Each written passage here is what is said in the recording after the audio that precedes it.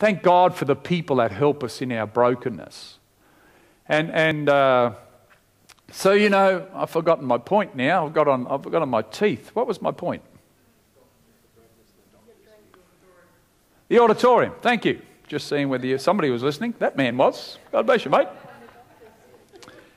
I'm standing in this auditorium. I said, thank God for doctors. But you know, doctors couldn't help our kids. But Jesus could.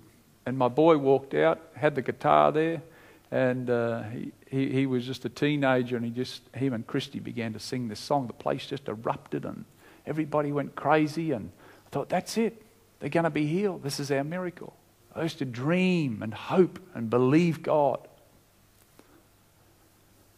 But the journey continued, and so we were there in Melbourne, and the first year we were there in Melbourne, the minister had been there for 20 odd years or in ministry, and he said to me at the end of the first year that I was there, he said, listen, I'm getting out of the ministry, and if you're smart, you'll get out too. This is my first year in ministry. He said, I've done this for 20 years, and look what I got to show for it. I haven't got a house, and you know, got an old bomb car, and it's just no good, and I'm leaving. So he said, if you're smart, you'll leave too. And I thought, hang on, Jack, I just got into this. I just paid 10 grand to go through Bible college. So our time in Springvale was in Melbourne was a great time, but at the end of 3 years, we took on our first church, and that was in a place called Echuca in Victoria. That's when we were leaving Springvale at the time, and we had the 2 kids there. That's about their timeline. And we took on the church in Echuca. Echuca had about 25 people. It had one of the largest debts in the Assemblies of God history per capita of the people. So they'd had this building, an old bowling complex, and so we went there. We had very low wages. Our biggest decision of the month was, could we eat out or not? Once a month, our budget let us eat out. And Echuca at that time didn't have Maccas and all those things. It was Chinese. We could have Chinese once a month there. We had 2 handicapped kids, and I'm 27 years of age.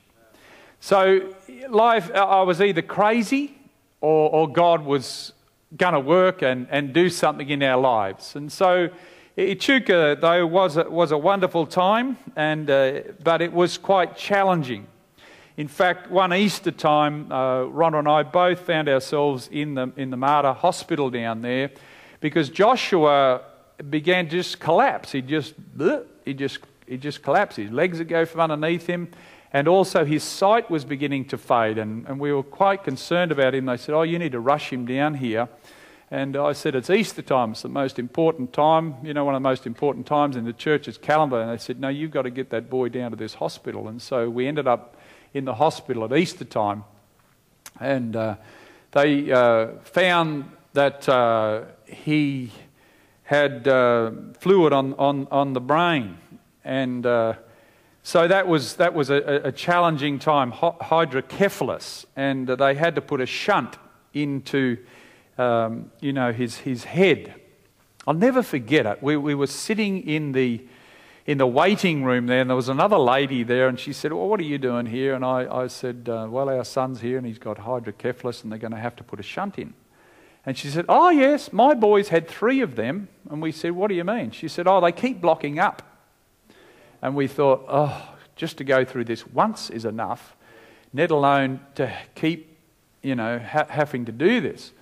And so he went on the operating table. They weren't able to do the operation initially because they couldn't get the tube down his throat due to enlargement of his airways. And the doctor actually ended up writing a paper on his condition and virtually said, listen, your son can never have another operation. They managed to do the operation, and he was recovering, in the hospital there. There he is we got one of the photos there in bed. You see they shave the head and they put a shunt in, and then they drain fluid, and there's a little tube that runs down the neck and it runs into the body, and that's the way they take the pressure off the brain. I remember being at the hospital at that time. They had a chapel there, and I walked into the chapel one day and I thought, God, why? What is going on? I'm a pastor. It's Easter. I'm supposed to be with my church. I'm supposed to be a man of God. You know, I've been praying for a miracle here for a number of years. We haven't seen a miracle. We're seeing our kids deteriorate. And the pain, emotionally and spiritually, just begins to impact you. And I thought, you know, it just throws everything at you and says, well, you know, if you're a man of faith, you'd see him heal, and if this and if that. And there's a whole lot of thoughts that flood through your mind and challenge you, you know, in those times. And, you know, just at Easter time too, it just had to be Easter, didn't it? It just had to be Easter. And I'm locked up in this hospital. Both of our kids are in there. And, you know, my world was feeling quite lost and undone at the time. It's interesting that the first book of the Bible that was written, most theologians believe it was the book of Job. It is so interesting that God said from the beginning, the first book that I'm going to have scribed will be the book of Job. I don't bring this up today just because my name is Job, but I can identify with Job. Because Job's doing the right thing. He's travelling through life and things are going well, and they're just bang, out of the blue, life is just so unfair, so unfair. And so this book of Job is written of a person's life that becomes so undone and so challenged in many, many ways that, you know, Job is sitting there in all of his pain and he says, I wish I had never been born. Do you know when life comes at you at a number of fronts, you can really, it really impacts you to do life. Job had life coming at him at four fronts. Financially, he was ripped off. Family-wise, he was ripped off. He lost his kids. Spiritually, you know, he's under attack. And then physically, he's in deep, deep pain. If you, at different times in your life, are coming under attack from four different areas, you will possibly say, I want to die. God, why did you let me live? Why was I ever born? Because you're just fighting life from four different fronts.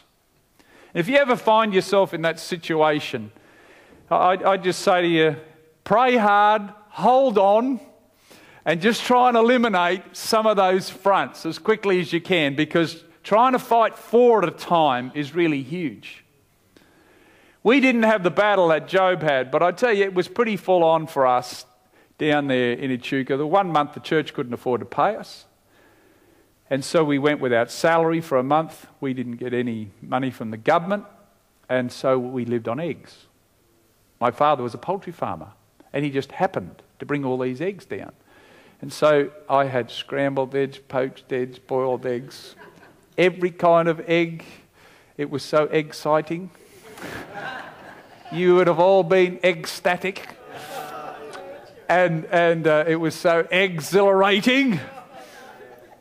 But they were times, you know, it was tough. But we saw miracles in those. My wife was baking one day, and she said, what did you want? It's bacon. She said, God, if I could just have some bacon to put with this meal. Just some bacon. And the lady, 3 doors down, came and knocked on our door and said, would you like to have some bacon?